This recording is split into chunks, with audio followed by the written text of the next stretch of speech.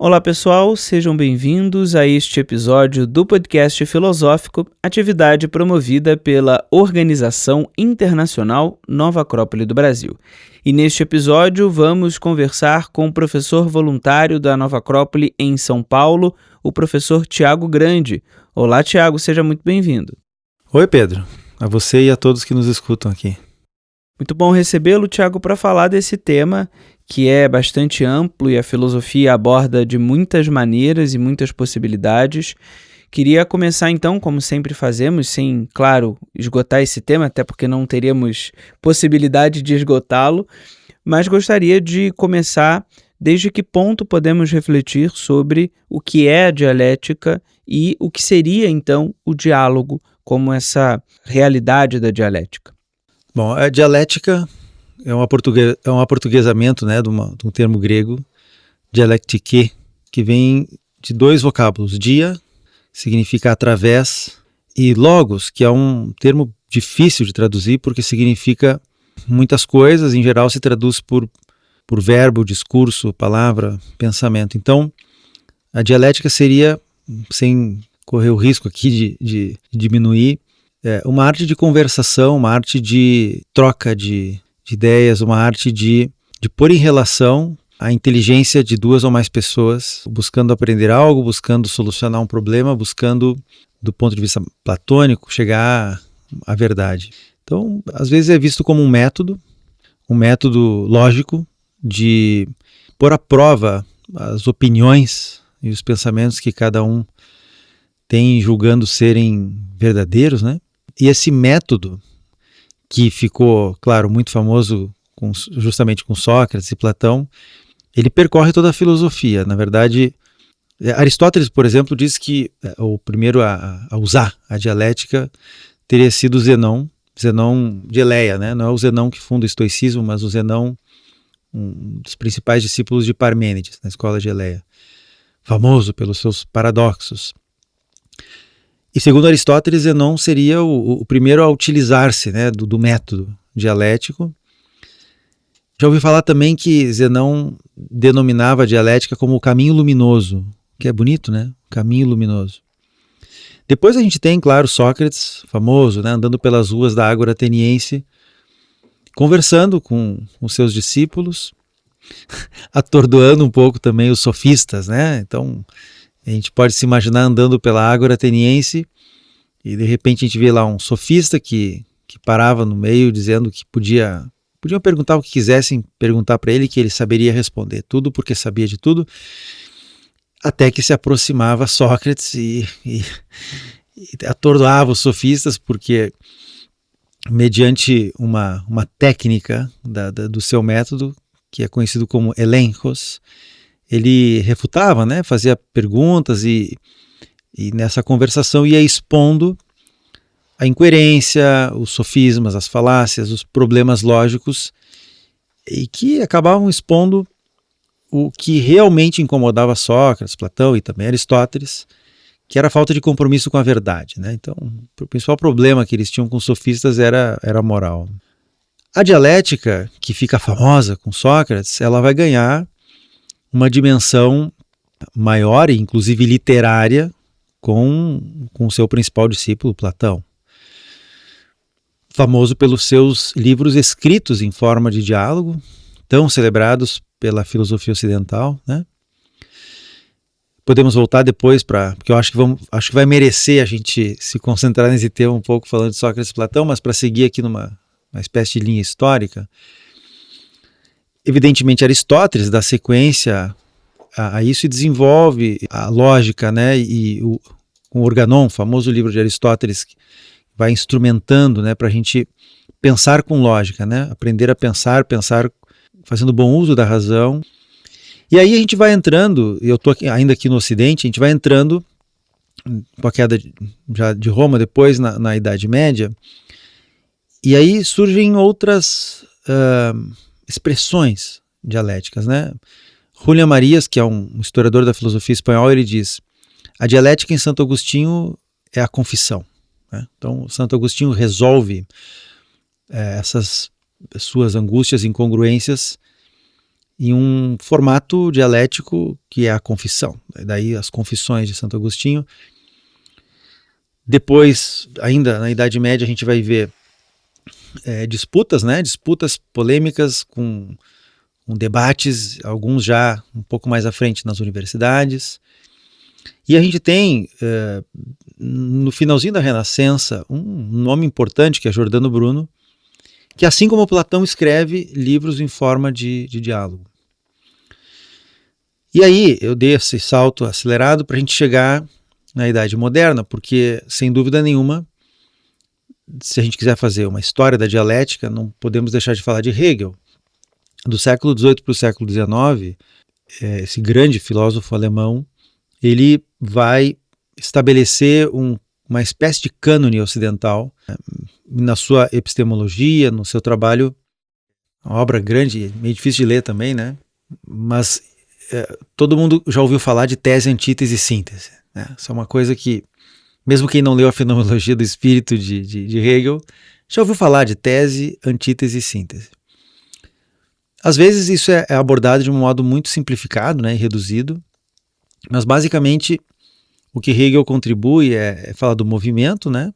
Ele não é original, na verdade o movimento de Parmênides e Heráclito, mas Hegel vai falar de que o real é racional e o que é racional é real. E aí vem todo esse processo do idealismo alemão que se organiza com a obra, com a doutrina de Hegel, e aí a gente teria um distanciamento, eu diria, da dialética socrática e platônica, e com muito cuidado aqui, né, porque quem sou eu para avaliar a obra de Hegel, mas me parece que há uma diminuição do que representava para Platão a dialética.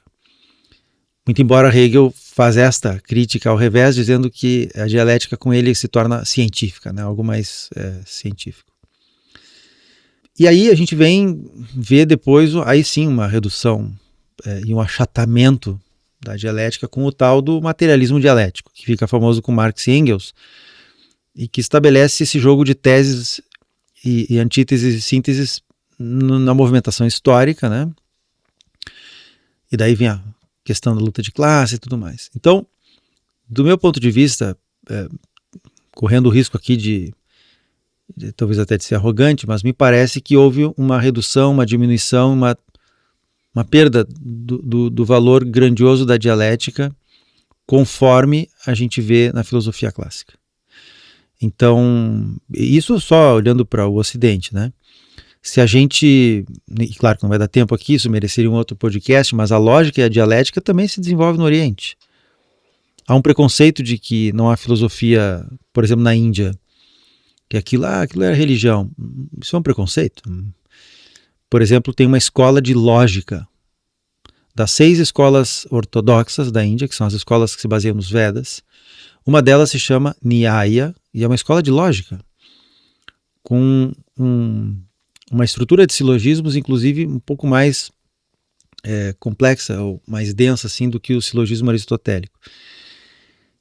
Também é famosa a época em que Sankaracharya percorre a Índia, norte, sul, leste, oeste, fazendo diálogos com grandes sábios. Sankaracharya, que foi um grande nome do Vedanta, talvez o maior nome, ele vai aos confins da Índia para dialogar com grandes sábios da época. E conta a história que ele, após cada um desses diálogos, ele torna aquele sábio seu discípulo. Então, olha o nível da capacidade dialética de um Sankaracharya, né? Poderíamos percorrer outras regiões, mas eu acho que para uma primeira conversa sobre dialética e diálogo, eu acho um pouco inevitável a gente voltar a falar de Sócrates e Platão. O que te parece? Me parece importante, até porque marcam para nós, para nossa cultura, bastante relevância, né, Tiago? Como Ocidente, nos inspiramos muito nessa realidade, não só nos seus vizinhos históricos, né, Roma e por aí vai, mas, como você bem colocou, os filósofos que fundamentam até a própria doutrina cristã, em alguma medida, bebem em toda essa fonte. Algo que me chamou a atenção quando você falava da tradição oriental é o fato de que a dialética pode, em alguma medida, ir gerando laços. Então, eu gostaria que você comentasse um pouco sobre o diálogo para Sócrates e Platão, também com esse ponto de vista de como ela pode ou foi gerando laços nesse ponto de vista histórico, né, que você passou aqui da própria dialética. Puxa, que bonita imagem. Eu acho que você ajudou até a simplificar a conversa aqui, porque o diálogo filosófico, o diálogo que representam para nós, por exemplo, um Sócrates e um Platão, é justamente essa conversa inteligente entre um mestre e um discípulo, ou entre o mestre e seus discípulos, ou entre camaradas, né, de filosofia, onde a amizade, a confiança, o carinho, o respeito, a relação humana está presente. E a propósito, já podemos imaginar que uma outra parte da nossa conversa é falar sobre como o mundo está precisando disso hoje, né? Mas eu acho que Sócrates e Platão simbolizam já esse laço, esse vínculo, né? Um com o outro, como mestre e discípulo. Abertura de coração, né? Abertura de coração que os seres humanos podem ter a ponto de ter confiança, de se abrir, de falar coisas com intimidade, que talvez não falariam, entre aspas, para qualquer um. Então, o laço, o vínculo, eu concordo com você, é um dos principais pontos aí dessa arte da conversa filosófica, né? Sócrates, dizem, né, que ele teve um sonho um dia em que um cisne branco lindo voava num céu azul e depois aterrissava e pousava sobre o seu colo e falava com ele. E diz a lenda que ele entendeu que algo importante aconteceria e no dia seguinte ele encontra o jovem Aristóteles, que é Platão, né? Então ele, meio profeticamente por sonho, antecipa-se ao encontro com o grande discípulo. Esse vínculo, esse laço, ele é um vínculo e um laço dinâmico. Não se trata de uma amarração entre dois elementos que os aprisionam, como, por exemplo, pegar duas peças e amarrá-las e elas ficam estáticas, né? Não, se trata de uma relação dinâmica. Esse dia-logos, esses logos que se movem através, né? É uma relação dinâmica. Então, o movimento que se estabelece entre dois ou mais seres humanos numa conversa filosófica, ele promove no conjunto dessa dupla ou desse grupo que está dialogando uma possibilidade, uma chance, uma oportunidade de mover a própria alma, quer dizer, de se elevar e se aproximar das grandes ideias, porque se Sócrates torna famosa a dialética dialogando com as pessoas na rua, e Platão vai inclusive transformar isso num gênero literário, também é verdade que Platão avança nessa disciplina quando mostra que a dialética é um exercício para aproximar-se das ideias, para aproximar-se da compreensão daquilo que é bom, belo, justo e verdadeiro. Aliás, em Platão, a dialética é quase sinônimo de filosofia, né? E esse vínculo, e esse movimento, e essa relação dinâmica, ela, embora tenha sido escrita, né, em livros, os diálogos de Platão, o próprio autor, ele menciona que a escrita, ela não permite todo esse movimento. Pelo menos em dois de seus escritos, o Fedro e a Sétima Carta, a gente encontra uma indicação de Platão de que o diálogo, quer dizer, a conversa entre dois ou mais seres humanos, é mais viva e o vínculo e a relação é mais potente do que, por exemplo, ler um livro, né? No caso da Sétima Carta fica direto porque ele menciona: a parte mais elevada da minha filosofia eu nunca escrevi e nem vou escrever, e nem adiantaria escrever, porque a filosofia é algo que se faz através de conversas benevolentes, benéficas. Isso é literal. Então, o que ele está dizendo é que a filosofia, a busca da sabedoria, requer relação. Se eu vou para uma ilha deserta, fico sozinho, vou ter muita dificuldade. Talvez não seja impossível, mas vai ser muito difícil. Então, o diálogo como método, não só como método socrático ou platônico, é a disciplina por excelência da filosofia. E filósofos que são verdadeiramente filósofos e que amam a sabedoria, que buscam a sabedoria, têm na dialética um método fundamental. Mas você colocou um ponto importante, não é apenas um conjunto de técnicas e um método lógico. Também é um método lógico e também tem técnicas associadas. Como eu já falava, o elencos, a ironia, a famosa ironia socrática, a exortação, que é o início de um diálogo, às vezes a tal da aporia, que é quando o interlocutor trava, né, e percebe que aquilo que ele estava falando, aquelas opiniões não tinha muito fundamento, porque aparecem as incoerências nesse jogo de perguntas e respostas, e ao mesmo tempo que ele trava, ele também reconhece a sua ignorância e se abre a possibilidade para, quem sabe, o que podemos chamar a realização da dialética, que é a maiêutica. Sócrates dizia isso, né? Minha mãe era parteira, dava à luz a bebês, né? Eu também sou um pouco dessa arte aí, mas eu dou à luz a almas, né? Então, ok, existem técnicas, existe um método, existe o uso da lógica, mas não é só isso. Como você muito bem colocou, e talvez essencialmente, o diálogo nasce e é viabilizado por uma relação humana. Antes de concluir esse ponto, já que você ajudou bastante aqui a aprofundar o assunto, a gente tem que ter um cuidado, porque pela história e pela cultura, houve uma confusão entre dialética, diálogo, e bate-boca, ou discussão, ou confrontação, ou um jogo para ver quem é que ganha, sabe? Esse tipo de conversa que às vezes é bem violenta, né? Os gregos chamariam isso de erística. Então, tinha um termo para isso.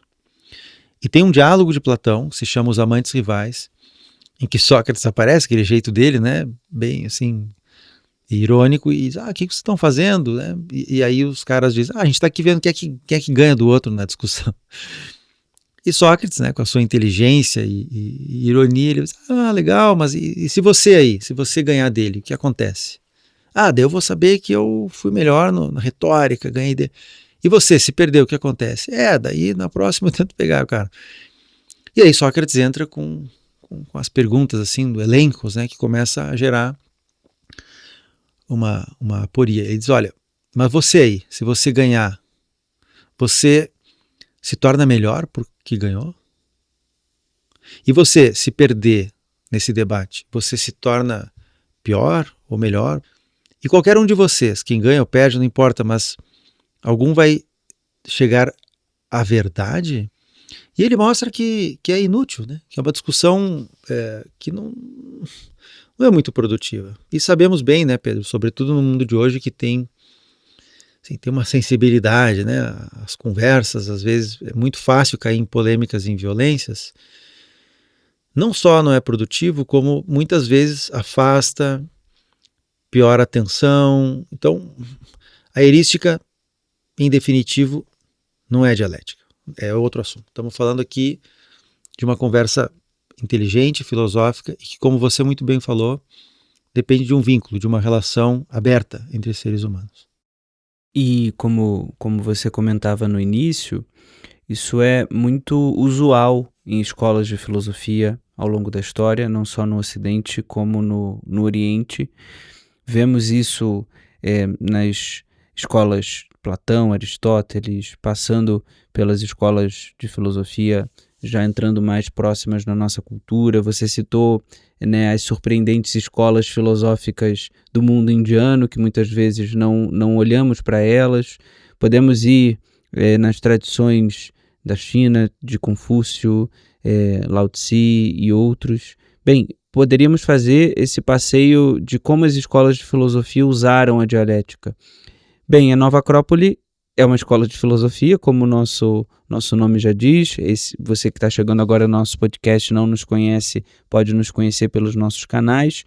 Então, como uma escola de filosofia que se propõe a resgatar esses valores no tempo, esses valores que são da tradição clássica, mas trazer ao nosso tempo de maneira não anacrônica, mas bastante consciente, como nós poderíamos experienciar essa relação com a dialética? Bom, aqui a gente pode, não só eu, né, você também, a gente pode dar depoimento prático e experiência própria, né? No meu caso são 26 anos em Nova Acrópole, então são pelo menos 26 anos dialogando com os meus mestres, dialogando com discípulos, dialogando como a gente está agora, com meus camaradas na busca da sabedoria, dialogando com acropolitanos de diversas cidades e tive a oportunidade também de dialogar com acropolitanos de diversos países, dialogando em sala de aula, quer dizer, na cátedra, em uma matéria, ministrando uma aula, dialogando como aluno em uma aula em Nova Acrópole, dialogando no café, dialogando no corredor, né, conversando em momentos assim, de modo bem espontâneo. Então, bom, alguma experiência temos, né? Eu acho que se a gente tentar aqui resumir ou listar ou apontar assim, alguns elementos, o primeiro, que foi ensinado, aliás, pela professora Adélia Guzmán, que foi diretora internacional da Nova Acrópole durante muitos anos, é a gente sempre se perguntar por quê e para quê. Por que estamos fazendo isso e qual é a finalidade? Qual o sentido e a finalidade? Todo filósofo deveria se perguntar sempre o sentido e a finalidade de tudo que faz, né? A coisa tem que ter sentido. Então, uma conversa inteligente, ela parte desse pressuposto. Se eu entro numa conversa porque quero, como eu falava antes, ganhar do outro, ter um argumento mais forte e derrubar o outro, bom, aí já é heurística, né? Já não é dialética. Então, a primeira coisa é ter uma clareza inicial, um ponto de partida de que esse vínculo, essa relação tem que ser aproveitada, é uma chance, é uma oportunidade que eu tenho de escutar o ponto de vista do outro.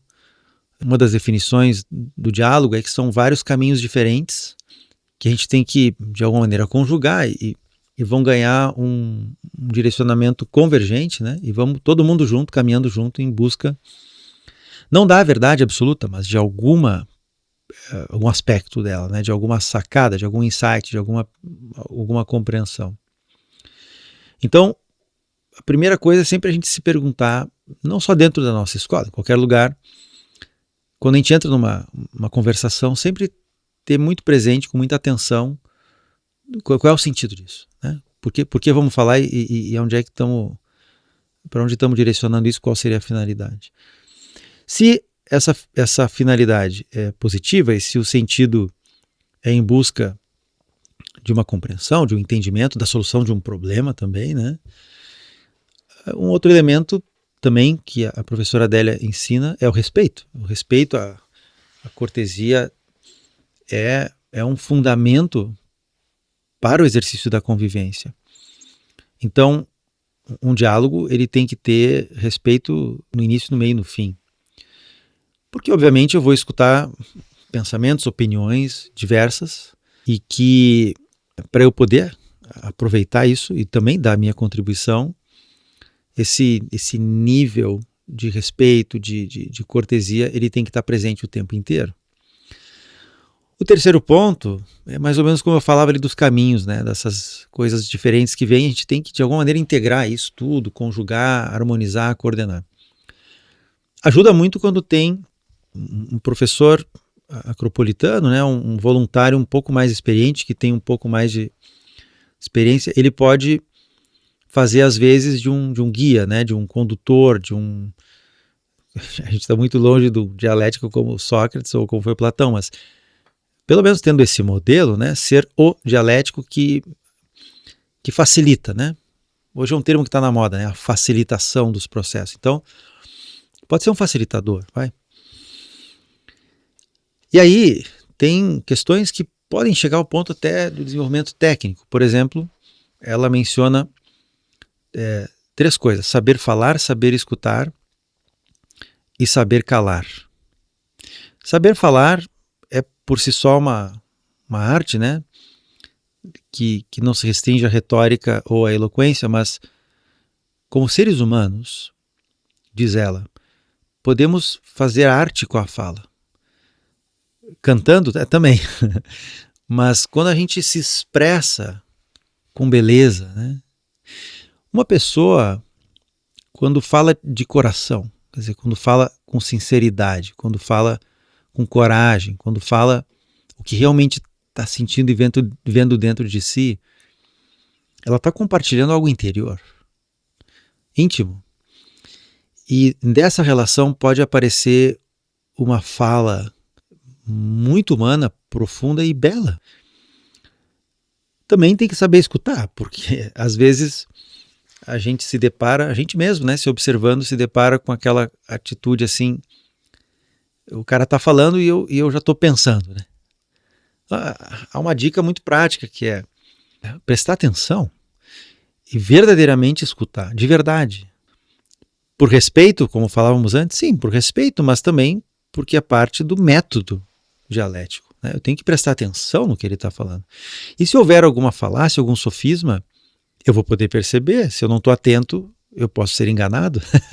Junto com o meu interlocutor, que às vezes, na melhor das intenções, também está se enganando pela sua própria confusão mental. Às vezes é uma falácia, não tem má intenção nenhuma, né?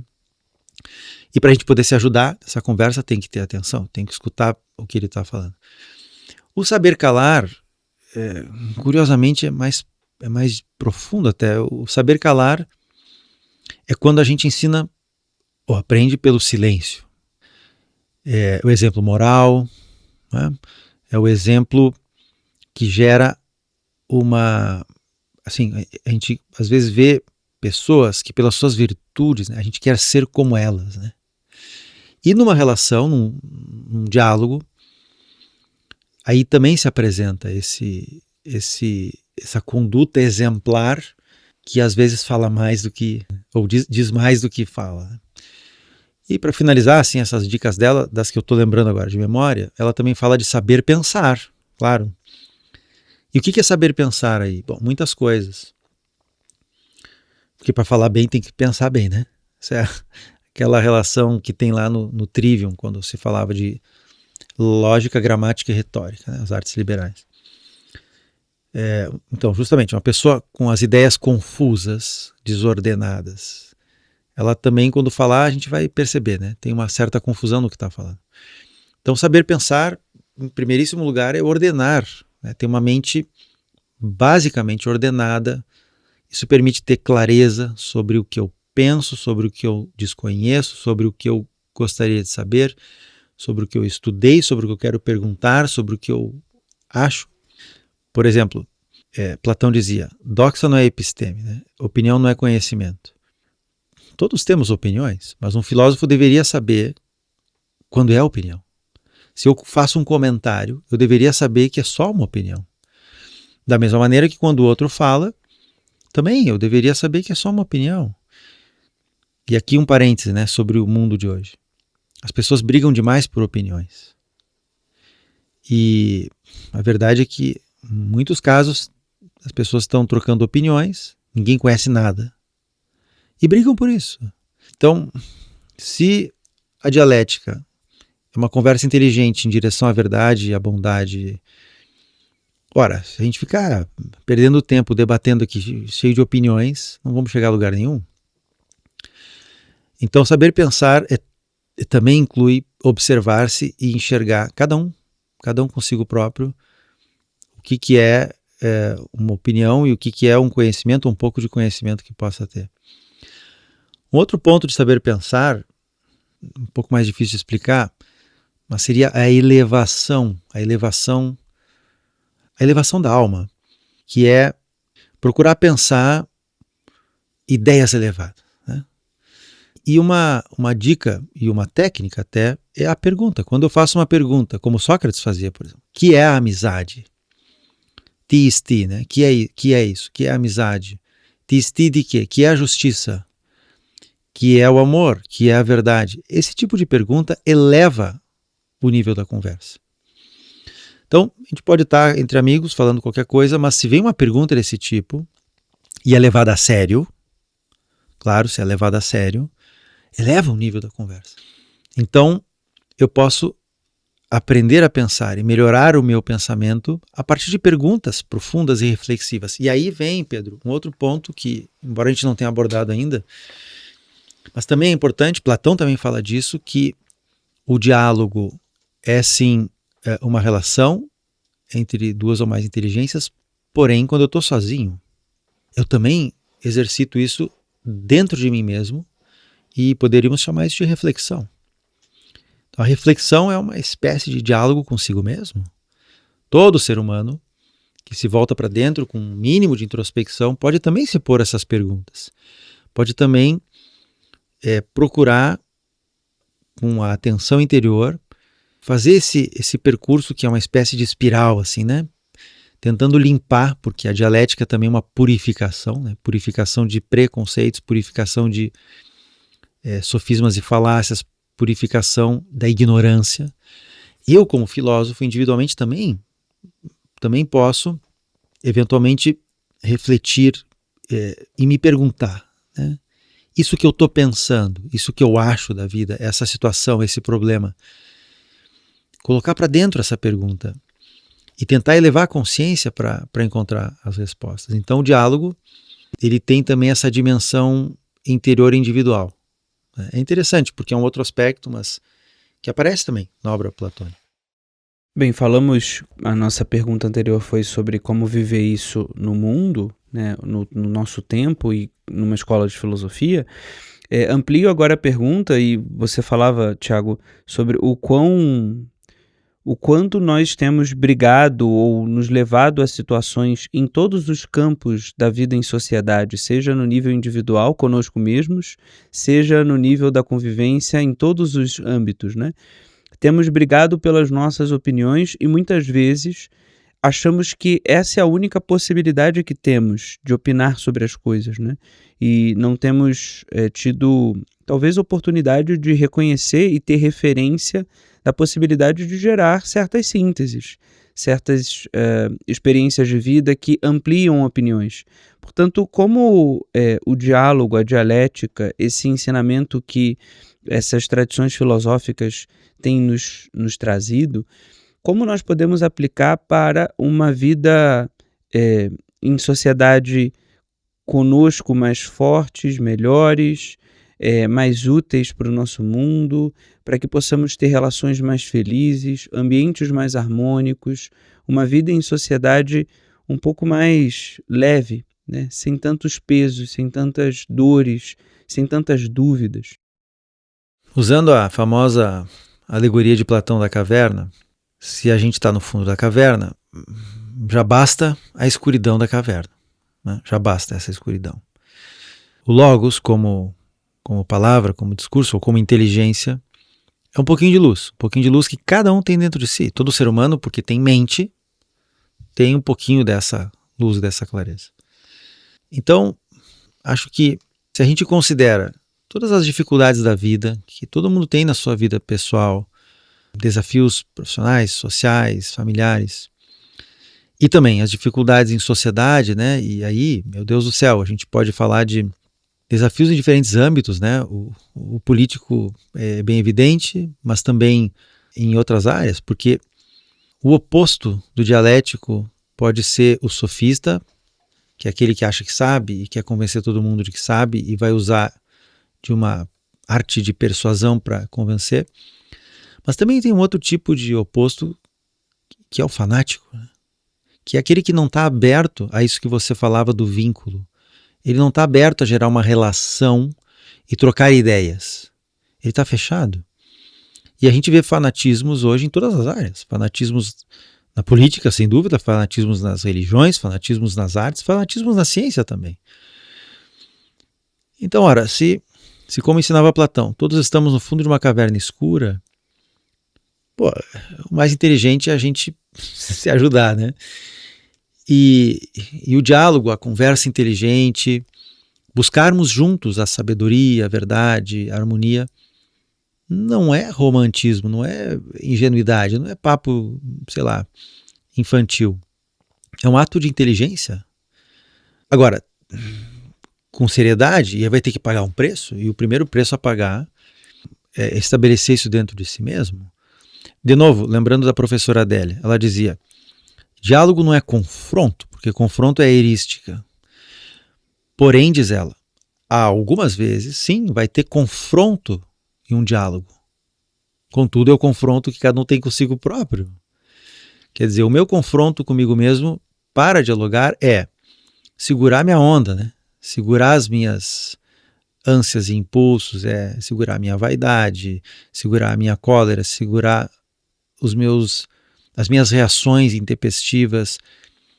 Quer dizer, eu tenho que lutar contra os meus impulsos e instintos para garantir, pelo menos do meu lado, a possibilidade do diálogo. Não dá para ser ingênuo, nem todo mundo está aberto ao diálogo, mas a gente tem, pela nossa experiência acropolitana, né, Pedro, você sabe, temos sim encontrado centenas, milhares de pessoas que sim estão abertas ao diálogo. Então a primeira coisa é essa, uma atitude própria, cada um, em querer dialogar. E não apenas debater, né, discutir, confrontar. Um outro ponto, assim, é que hoje em dia os problemas da nossa civilização são muito complexos. E a complexidade, ela exige muitas inteligências, né? É muita pretensão, muita arrogância, querer solucionar problemas complexos sozinho ou confrontando as opiniões dos outros porque a minha opinião é melhor. É muito difícil. Então, para solucionar os problemas complexos contemporâneos, o exercício da dialética é uma condição sine qua non. Sejam esses problemas do tráfico das grandes cidades, problemas de economia, problemas ambientais, problemas tecnológicos, né, que está muito também em voga essas discussões sobre como será o uso da inteligência artificial, quais os limites. Então, há muitos problemas complexos no mundo contemporâneo. E a dialética, ela pode ajudar muito, seja no âmbito científico, religioso, artístico, político ou tudo isso junto. E, se não for abusar da metáfora de Platão da caverna, sempre existe, claro, se não para todos, mas sempre existe a possibilidade de buscar sair da caverna. E, sair da caverna, existe um outro aspecto do diálogo que é a dialética entre o sagrado e o profano. O sagrado seria esse totalmente outro, como diria Rudolf Otto, um filósofo alemão. É esse mistério, né? Esse mistério, porque para quem está no fundo da caverna, fora da caverna é um mistério, né? Se a gente pode, eventualmente, tocar algo do mistério, por intuição, por inspirações, com a ajuda da arte, com a elevação, num exercício dialético, a gente também está entrando em relação com algo que não é usual, que não é comum, não é o profano, mas que nos alimenta e nos fortalece e nos dá uma convicção a mais nessa busca da sabedoria. E mesmo que não sejamos daqueles grandes sábios que talvez tenham saído da caverna, se em algumas ocasiões, por mais fugaz que seja, a gente tem uma inspiração dessas, tem um momento desse de elevação da consciência, a gente consegue vivenciar um pouco desse aspecto mais interno, né? Mais, quem sabe, até esotérico da dialética, que é a relação com o mistério, com o sagrado. Isso, bom, se não interessa a todo mundo, mas a alguns eu tenho certeza que interessa. E também seria um uso aplicado da dialética. Enquanto você falava, me ocorreu uma ideia trazida por um filósofo indiano, Sirihan, que ele coloca: para resolvermos problemas complexos é necessário uma mente que seja capaz de simplificar, de sintetizar, de tornar esse problema algo bastante possível de soluções. Portanto, Tiago, me ocorreu essa ideia para a gente concluir então esse nosso podcast, caminharmos para o final. Como podemos simplificar talvez problemas internos muito complexos, situações muito complexas, e como o diálogo pode então nos ajudar nesse processo de tornar as coisas um pouco mais unificadoras e menos dispersas. A tua pergunta é bem desafiadora. Bom, vamos lá. Antes de mais nada, um cuidado que temos que ter,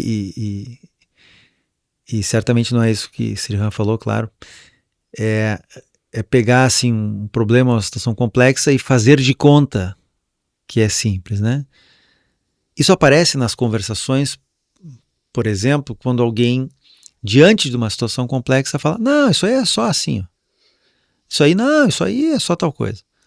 Cuidado, porque esse tipo de reducionismo, isso é uma falácia, né? Está se enganando, não tem lógica, e vai se dar mal, porque fazer de conta que aquilo não é complexo não o torna menos complexo. Então isso é uma prudência. E quando Srihan fala de chegar a uma visão diferente, né, dessa situação, ele está falando isso porque houve uma elevação da consciência, porque a mente conseguiu, como você mencionou, captar algo da unidade. Porque o raciocínio ele fica confuso e cada vez mais confuso na fragmentação. Por exemplo, diante de uma situação, de um problema, eu não enxergo o jogo de causas e efeitos, eu não enxergo como que as coisas estão encadeadas, eu não enxergo como que as coisas estão relacionadas com o passado e como é que podem ter implicações no futuro. Eu não vou conseguir solucionar o problema. E se eu elevo a consciência com uma mente mais abrangente, mais clara, e por que não, intuitiva, porque na realidade quando Srihan fala disso ele está falando de um poder búdico da alma, né? Quer dizer, um poder de iluminação da alma, um poder de elevar a consciência a um estado interior em que a gente enxerga e compreende aquilo que através de um raciocínio assim confuso não conseguia. Talvez modernamente a gente possa chamar assim o insight, né? Insight, a visão interior, né? Insight. A gente usa isso no dia a dia hoje, né? É um inglesismo, mas a gente usa, né? Tive um insight aqui. Ou assim, tive uma sacada, né? Quando a gente tem uma sacada, ou quando tem um insight, é engraçado porque é assim mesmo, né? Aquilo que parecia intransponível, impossível de resolver, eu enxergo a saída, eu enxergo a saída do labirinto, eu enxergo o meio de solucionar. Aqui a gente tem uma visão estratégica, né? Eu trabalho com isso, né? Eu sou consultor de empresas e eu trabalho com estratégia, e junto com executivos, empresários e profissionais de diversos setores, a gente está sempre dialogando, né? Assim, dialogando, exercitando através das inteligências assim que vão se ligando para tentar solucionar problemas, alguns deles bem complexos. E é como você diz, às vezes sai assim é como o relâmpago na noite que clareia tudo, não é assim? E isso realmente um produto, é um fruto de uma musculatura dialética, de um desenvolvimento da capacidade dialética, né? Tem que praticar, tem que exercitar. Esse é o tipo de coisa que precisa de vivência, né? Nenhum filósofo se torna um dialético apenas lendo livros, como dizia Platão, os livros são limitados, né? E também não adianta, depois de tudo que a gente falou aqui, simplesmente ficar com esse podcast na memória. Tem que aplicar. Tem que aplicar isso de saber escutar, saber falar, saber calar, saber conjugar ideias diferentes, o respeito, né? Controlar-se diante de opiniões diversas que às vezes me incomodam. E aí, finalizando então com Srihan, buscar elevar a consciência e aproximá-la das verdades, porque afinal foi isso que Platão fez com a dialética, né? Aprendeu com seu mestre e ainda a aprimorou. A dialética como uma conversação filosófica e também um exercício de reflexão individual que pode nos aproximar de ideias elevadas. Então temos muito trabalho nesse diálogo conosco mesmos e com o nosso entorno. Agradeço, Tiago, então, a presença aqui em nosso podcast. Seja sempre muito bem-vindo e até as próximas. Eu que agradeço o convite, Pedro. É sempre bom estar aqui e poder promover a filosofia, promover a nossa escola de filosofia, promover para que mais buscadores possam encontrar as portas da Nova Acrópole nas suas cidades. Então, todos convidados. E para conhecer mais sobre a Nova Acrópole nas suas cidades, a sede mais próxima de você, basta acessar o nosso site, que é o nova-acropole.org.br. Por lá você acompanha a programação das mais de 100 sedes espalhadas pelo nosso país. E para você ouvir esse episódio completo ou outros do nosso podcast filosófico, basta acessar o nosso site, que é o nova-acropole.org.br/podcast. Até a próxima!